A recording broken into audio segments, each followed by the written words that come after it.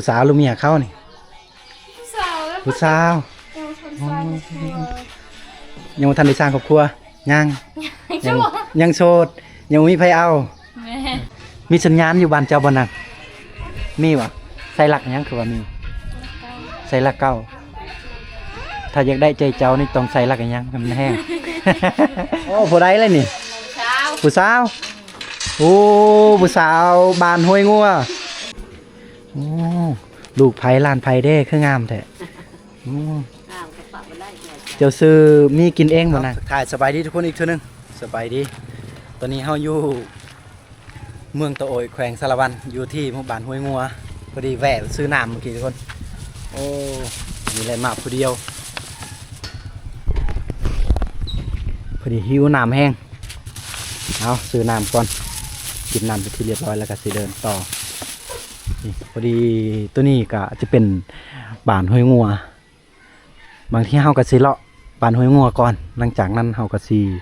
เดินยาวไปเลยเนาะสิเดินไปเมืองตะโอยเลยเนาะหาพักพรหากินข้าวกินน้ำอยู่เมืองตะโอยพุ่นถ้าบอกาเบิ่งบ้านใดที่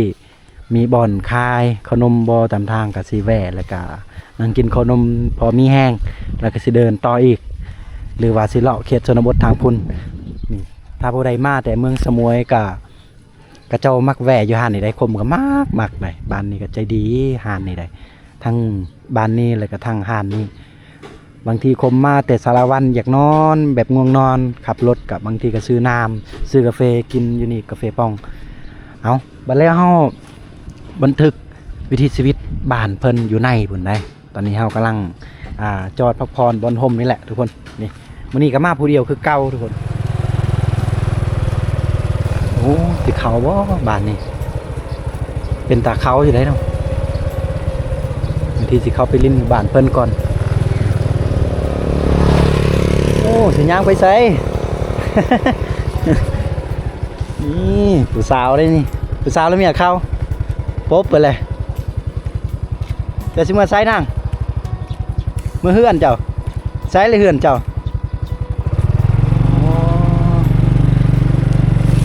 ผู้สาวงาม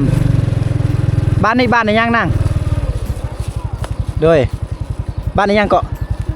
ห้วยงัวเจ้าสิเมื่อไสเมื่อเฮือนนี่เบิ่งสิจอดรถอยู่นี่ปึ๊บจอดรถอยู่นี่ได้บ่ ได้เนาะคุณบ่ได้นี่ลูกหลานว่าตัวนี้ โอ้เฮือนอยู่นี่บ่นั่งโอ้มาซื้อหยังนี่คุณโอ้ยผู้สาวงามก็ได้งามคือว่าอายเฮากันนาดเนาะโอ้ลูกไผ่ล้านไผ่เด้คืองามแท้เจ้าซื้อมีกินเองบ่นั่งเอาค่อยๆเมื่อติอายสิเมื่อนำอ้ายป๊บแล้ว ผู้สาวงามอายโอ้เลาะทางใดดีบ่เด้เข้าในเลยเนาะโอ้มื้อนี้ชาวบ้านเพิ่นก็คือว่าเห็นครบหน้าครบตาก็เจ้าน่าจะพักผ่อนได้มื้อนี้สบายดีแม่สบายดีแม่โดยพักผ่อนบ่ได้ออกหน้าบ่ได้ออกให้บ่โอ้ส่วนหลายนี่เฮ็ดนาบ่อยู่บ้านเฮาบ่แม่หรือว่าเฮ็ดให้เฮ็ดให้เฮ็ดหน้าก็เฮ็ดให้ก็เฮ็ดให้ก็เฮ็ดนาก็เฮ็ดเนาะแต่ว่าหญ้าให้เชื่อหมดแล้วบ่ยังหมดแล้วโอ้พักผ่อนปลูกก็ยังเนาะบัดนี้นาได้น้ำข้าวอยู่บ่ยังทันดับบ่มีน้ำเนาะโอ้กาก็ยังน้อยแม่นโอ้กองตารางนี่คือเฮ็ดคักแท้เนาะแปลนเลยเพิ่นมักความสะอาดได้โอ้ผู้ใดเลยนี่ผู้สาวโอ้ผู้สาวบ้านห้วยงัวสาวบ้านห้วยงัวเจ้าหัวเจ้ายิ้มหวานแท้เนาะ พบผู้สาวบ้านห้วยงัวอีกโอ้ยผู้สาวงามสาวชนบทเด้อายุจักปีเลยเนาะ 17 ปีแล้ว 17 ปีแล้วอ๋อ17 ปีมีผู้บ่าวนำเขาอยู่บ่บ่มียังบ่มีผู้บ่าวโอ้เอาบ่ผู้บ่าวบ่เอาโอ้ย โอ้ยเอาอายจะไปลิ้นก่อนเห็นเจ้าเคินเห็นเจ้าอายมาหาเลาะหาลิ้นหมู่บ้านเพิ่นก่อนบ่ได้เด้นั่งอยู่นี่นั่งกอดกกเป่าเห็นเจ้าเงาอีหลี เมียเข้าบ่นี่เมียเข้าบ่ผู้สาวผู้สาวเมียเข้าในอนาคตเฮาบ่มีสิทธิ์ เนาะอุ้ยมีสัญญาณอยู่บ้านเจ้าบ่นั่นมีบ่ใส่หลักหยังคือว่ามีใส่หลักเก่าถ้าอยากได้ใจเจ้านี่ต้องใส่หลักหยังมันแห้ง ใส่หลักห้ามาขอเลยใส่หลักเก้านี่บ่แห้งต้องใส่หลักห้ามาขอเลยโอ้อายุจักปีแล้วล่ะ15 ปีโอ้อายุ15 ปีมีผู้บ่าวแล้วบ่มีโอ้ไอ้นั่งอยู่นี่ได้ปะนั่งได้เด้อเอาเด้อนั่งโอ้ทางนี้ก็เต็มแต่แม่เฒ่าเนาะนี่ญาติพี่น้องกันหมดบ่นี่แม่นบ่อ๋อเพื่อนเจ้าอยู่ไสอ๋ออยู่นี่วะอ๋ออยู่นี่ได้เพื่อนตอนนาได้บ่นั่งแม่นบ่เราไปไหนอีกตอนนานี่เลยโอ้บ้านห้วยงัวนี่ประมาณจะครบครัวบ่เด้ลายเติบเนาะ 70 ป้ายพุ่นน่ะโอ้ผู้สาวงามกับมีเนาะมีลายเนาะเป็นแต่งามๆได้ผู้สาวโอ้มันหย่อนแซงเด้นางถ้าอยู่เบื้องนี้ไข่แหน่มันสิใส่กิ่งอยู่เบื้องนี้มันสิหย่อนแซงแต่จริงน้องเพิ่นก็งามเลยทุกคนแต่มันหย่อนแซงน้อยนึงโอ้เอาไอ้ตรงปีนกองเบื้องใดเด้มันสว่างใส่กิ่งเลยทางนี้มันอยากมืดมันหย่อนแซงกับย่านเนาะแต่ว่าเฮาบ่ไล่ใจก็ดีแล้ว น้องเพิ่นยังโสดได้ทุกคนเลยอายุ15 ปีแต่ละมื้อจะไปยังล่ะไปยังเลยเฮ้ยบรรนายลาวเลยเฮ้ยบรรนายลาวแปลว่าบ่ฮู้ภาษาลาวพอดีแม่เพิ่นว่าบ่ฮู้ภาษาลาวนะลูกเอ้ยนี่บ่ฮู้ความลาวเนาะโอ้ทางนี้ก็ให้กำลังใจคักแน่เนาะโอ้ความลาวเนาะเฮาก็บ่ค่อยฮู้ความตะโอยคือกันเฮาพูนคนสมวยเฮาแม่นคนอยู่สมวยแต่กระปากเว้าก็เข้าใจอยู่น้อยนึงบ่เข้าใจหลายเนาะแม่แฮงบ่ฮู้คนลาวชัดโอ้ฮู้กินข้าวกินน้ำก็พอแล้ว โอ้ยเว้าตอนนี้ก็ยังฮู้แล้วว่าบ่ฮู้แล้วซำนี้นะโอ้ยเดินบ้านเพิ่นนี่คักไปจะเป็นทงเพียงแน่คือว่าแหละอยู่สารวัตรนี่จะเป็นเขตทงเพียงให้ทุกคนเนาะถ้าว่าเฮาขึ้นเขตตะโอยขึ้นเขตสมุยก็สิเป็นภูดอยแน่จักหน่อยโอ้บ้านห้วยงัวนี่จะเป็นภาษาอีหยังบ่เด้ตุมลานกินข้าวในเอิ้นได้ภาษาตุมลานจะโดยงอยเด้อจะโดยงอยเด้อไปให้เด้อปะบ่ได้สมมุติว่าบ่แม่นสมมุติแต่ภาษาตุมลานนี่ค่อยฮักเจ้านี่เขาห้องได้เขาเอิ้นได้เจ้ามักไม่อ๋อพอดี FC อ้ายสิตอบเจ้าเด้อล่ะเด้อ FC อีมักใหม่เด้อเดี๋ยวกับเจ้าคอมเมนต์ว่าคืออีมักใหม่ซื้อได้ก็เจ้านั่งนางใจโอ้แต่ใจเย็นเลยนะลูกผู้ใดนี่ลูกเจ้าเองวะใจเย็นลูกเจ้าลูกน้องคอยลูกแหวนเด้สัมพ่อดอกเพิ่นจังอายมีญาติพี่น้องเพิ่นอยู่นี่ น่าตามวัฒนธรรมชนเผ่าเฮานี่ถ้ากลางเว้นนี่ลมอายเนาะถ้าว่ายามกลางคืนนี่ใครแน่จักน้อยเนาะ หยอกนี่จักน้อยนี่ FC สิคอมเมนต์ว่ากึมักใหม่เด้อน้องใจเอาเซตบัดนี้เจ้าสิเฮ็ดแนวใด ถ้า FC มักก็มักอยู่บ่นั่นมัก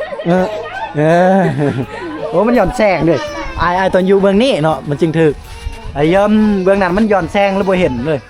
นี่เอาแนมกองแน่จากบาทให้ใจละลายให้ FC เลยเนิบ เออเอาสู้อายุ15 ปีทุกคนเลยนี่ยังโสดอยู่เด้ออยู่ที่บ้านห้วยงัวโอ้คนก็เริ่มมาเบิ่งลายแล้วโอ้เพิ่นก็สิอายแล้วบัดนี้เมื่อคนมาเบิ่งลายโอ้มื้อนี้คือว่าอยู่ครบหน้าครบตาหมดหนูบ้านเฮาพักพรบ่มื้อนี้บ่ได้ไปไห้ไปสวนบ่ ไป อ๋อพักพรปกติพุ่นแล้วเนาะอยู่ไห้อยู่นาพุ่นแหละแม่นแหละเฮ็ดทุกมื้อเมื่อยกับพักพรแล้วก็เนาะ โดยเอาสิเลาะลิ้นก่อนเด้อโอ้หยอกลูกเจ้าลายกับเพิ่นอายโดยเจ้านาย FC เพิ่นสนใจได้เนาะต่างเมืองต่างแขวงพุ่นบ่าวไทยเพิ่นก็สนใจเลยจังหน่อยเอาสิเลาะลิ้นบ้านเพิ่นก่อนเด้อทุกคนเด้อหมู่บ้านเพิ่นชื่อว่าบ้านห้วยงัวเนาะเมืองเมืองตะโอยได้เนาะขึ้นกับเมืองตะโอยแขวงสารวันก็มี FC คอมเมนต์บอกว่าข้อบ้านห้วยงัวแน่อยากเบิ่งเอามื้อนี้เฮามาฮอดจอดถึงบ้านห้วยงัวแล้วสบายดีโดยเคยเบิ่งรายการอ้ายอยู่บ่บ่เคยโอ้มาบ่กัดบ่ชื่อในใดมานี่บ่ได้ตั้งชื่อมันค่อยชื่อคมเด้อโดยคมเผากระโดพิมพ์ภาษาไทยออกเลยทางแอปได้ก็ได้ โอ้รถไถนี่เนาะอันนี้ก็เจ้ารถกำนันบ่รถตอกโอ้โอ้ โอ้แม่ใหญ่เพิ่นนอนพักผ่อนส่วนลายก็ครบหน้าครบตาหมดเนาะมื้อนี้มาแต่ยัง เฮาวะคนบ้านเดียวเองนี่แหละคนสารวัตรเฮาเองนี่แหละโดย แต่ว่าบ่เคยเห็นเนาะโอ้เอามื้อนี้จะได้เห็นแล้วโดยเฮาสิขอเลาะลิ้นบานก่อนเด้อเจ้าจ้าสบายดีพ่อสบายดีโดย โอ้ปลูกอยู่เปเป็นตะม่วนเนาะเย็นๆสินะเป็นได้สุขภาพแข็งแรงบ่โดย เอานั่งรถพักผ่อนบ่เป็นหยังพ่อสารวัตรนี่เนาะแม่นคนสารวัตรคนบ้านเดียวกันนี่แหละแขวงเดียวกันโดย บ้านเฮานี่เวลาเขาเจ้าไปเอาน้ำเอาอิหยังต่างๆเอามาใส่เอาน้ำอยู่ใส่พ่อเอาน้ำโป๊บโอ้โป๊บเอาโอ้แล้วก็ผู้บ่มีก็เอาน้ำเสน้ำหน้าโอ้เอาน้ำเซ่ใกล้เซ่บ่ตัวนี้แล้วแคมแขมันเลยโอ้ลงไปทางพุ่นนี่จะเป็นเซ่เนาะโอ้โดยแต่ปูที่มีก็ได้เจาะน้ำแบบนี้โดยอาชีพบ้านเฮานี่ก็เจ้าเฮ็ดหยังพ่อเฮ็ดให้เฮ็ดหน้าแน่เฮ็ดให้เฮ็ดนาเฮ็ดสวนมันต้นโอ้เฮ็ดสวนมันต้นก็หลายอยู่บ่ปีนี้คอร์ปอเรทจำได้บ่มีตอนนั้นรับมันโอ้มีแนวเนาะตายเบิดโอ้แดดร้อนหลายก็ตายหมดแล้วบัดนี้เจ้าจะเอาเงินไปซื้อก็บ่มีรถบ่มีหยังแม่นแม่นเว้ยโอ้เห็นกับเจ้าเห็ดนออยู่กับเจ้าไปสอกไก่อยู่บ่พอนอใหม่ที่กับเจ้าตากแคมห้วยแคมซี่นี่แหละโอ้ขายให้คนเวียดหรือว่าคนลาวเฮาเองวะขายให้คนเวียดมาซื้อโอ้คนเวียดมาซื้อมาพี่เลยโอ้ใจเลยเนาะคนเวียดเนาะบ่ไกลมันมานี่แต่ละบาทมันมีห้านคนเวียดแต่ละบาทเดี๋ยวนี้แม่นบ่ห้านเวียดละอยู่โอ้บนในหมู่บ้านเฮานี่การนับถือนี่พี่บรรพบุรุษบ่หรือว่ามีวัดวาอารามบ่มีคือพี่พี่บรรพบุรุษแต่ปู่ย่าเนาะโอ้ทั้งหมดหมู่บ้านเฮาเลยบ่เจ้าเอาจังซั่นแหละรักษาประเพณีอันดีงามของหมู่บ้านเฮาเนาะโดยอันใดที่อันดีงามเฮาก็เก็บรักษาไว้รุ่นลูกรุ่นหลานรุ่นเลนรอนเพิ่นแหละสืบทอดเนาะเอาประมาณนั้นได้พอได้ประมาณเจ้าครอบครัวพอคือว่าเห็นลายขนาดบ้านเฮานี่บ้านห้วยงัวนี่ประมาณเจ้าครอบครัวทั้งเบิดนี่40 50ป้ายโอ้40 50พุ่นแหละจ้ะตะกี้ก็บ่หลายนะเดี๋ยวนี้เฮือนนึงนี่ช่องซ้ำเฮือนบุญใหญ่โอ้ก็เลยย้ายแล้วก็ลายเนาะบัดนี้เฮาเห็นทั้งหมดนี่เป็นภาษาตะกี้หั่นที่มีหยัง บ่ค่อยลงมาแต่ผู้บน15 16หลังเฮือน เตกี้อยู่ไซส์เปล่า ตะกี้พุ่นแล้วปุ๊บชะตู้ตะกี้ปุ๊บ โอ้ ยนต์ อยู่พ่นนะ ภาคผู้บนนั้น โอ้หลบลีสงครามแต่เก่าเนาะ ลีสงคราม วันนี้เมื่อสงครามมันสงบสุขแล้วกลับมาบัดนี้เนาะ ยิ่งเขาก็ลงมา โอ้ลงมาขึ้น ให้ลงไปอยู่แถวบนทางบนทางขนุน แมนบอลมันไกลความเจริญแน่จักหน่อย บนน้ำไหลไฟสว่าง แมน โอ้ถือว่ามีไฟมีน้ำเป็นที่เรียบร้อยในหมู่บ้านเฮาเนาะ โดยเอาลูกหลานสิได้เลาะลิ้นก่อนเด้อเบิ่งวิถีชีวิตชาวบ้านเฮาเจ้าขอบอกขอบใจหลายๆโอ้หมู่บ้านเพิ่นนี่แหละเฮือนซ่านบ้านแป้นแบบดั้งเดิมเฮือนปู่สังกะสาญาสังกะสีสมัยแตะกี้อย่ายอพ่อแม่เฮาทุกคนเอ้ยโอ้ยมาหน่อยเอา มาหน่อยซื้อทุกคนโอ้พอดีเฮามาทางนี้เพิ่นก็ปบไปเลยอ๋อปบไปไสบ่เด้เมื่อเฮือน เพิ่นเมื่อเฮือนแล้วเพิ่นปบแล้วเพิ่นอายบ่เคยเห็นหน้าเห็นตาเพิ่นก็ย่านเนาะ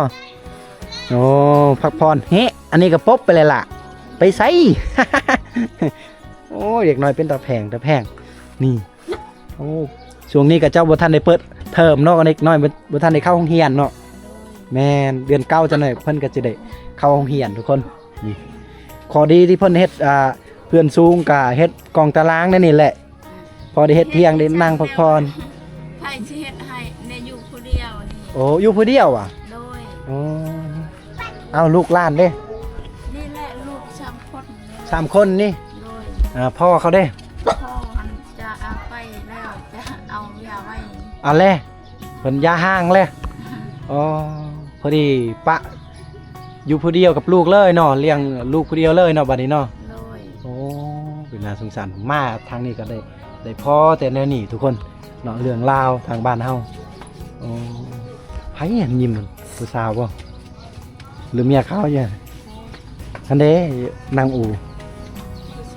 ผู้สาววะ โดย ชวนเฮาไปหยอกบ่เป็นหยังติ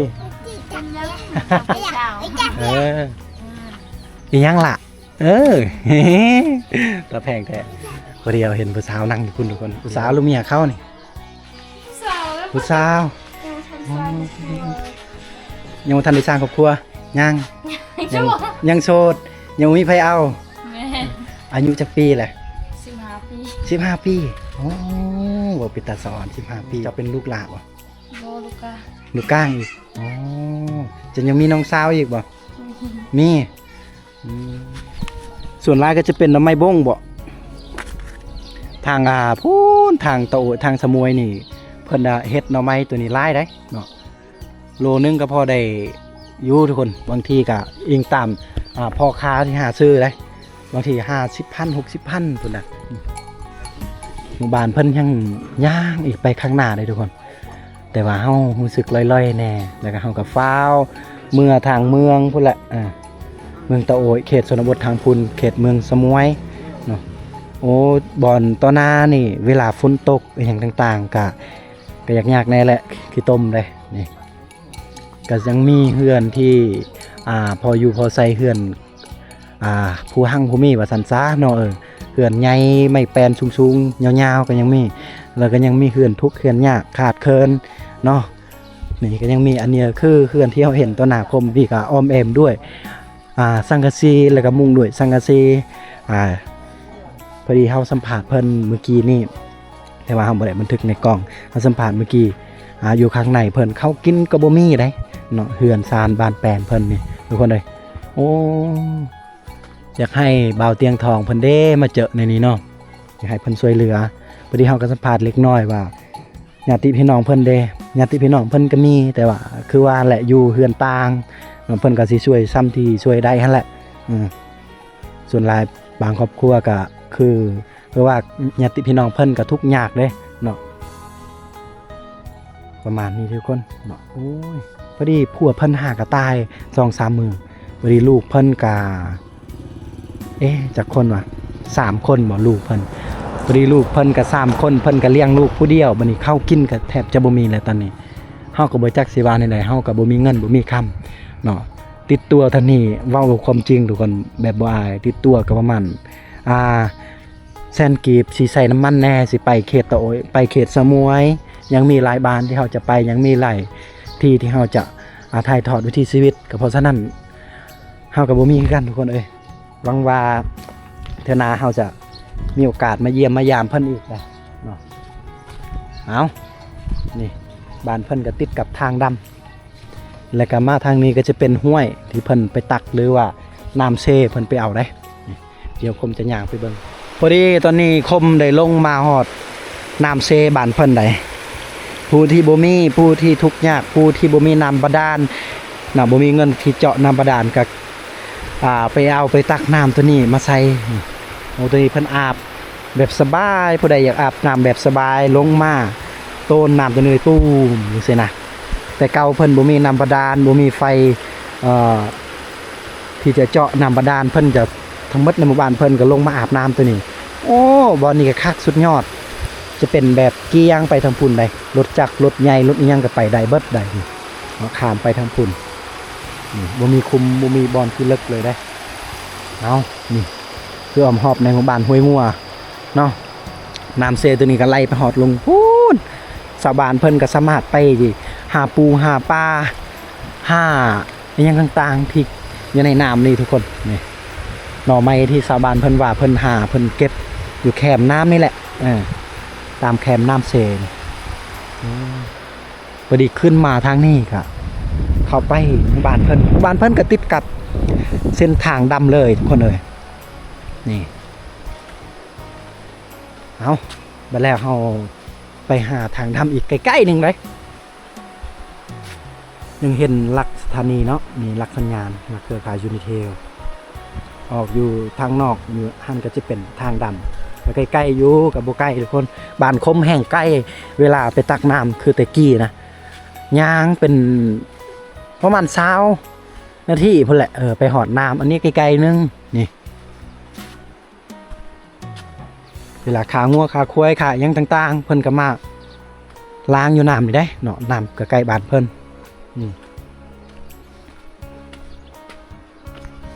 เห็นบ่นี่หอดทางดำแล้วนี่หมู่บ้านเพิ่นโอ้เคยไปแต่ละเทื่อแบบผ่านบ้านเพิ่นแต่บ่เคยเลาะนะบ่เคยเลาะลิ้นอยู่ข้างในเดี๋ยวมื้อนี้ก็ตัดสินใจผู้เดียวคือเก่ามาเลาะมาลิ้นเฮ็ดความรู้จักกับบ้านเพิ่นเพื่อนที่ทุกข์ยากขมเว้าก็นี่อยู่ตะหนางเนาะมุงด้วยสังกะสีแล้วเอาแม่นด้วยสังกะสีแผ่นเก่าๆ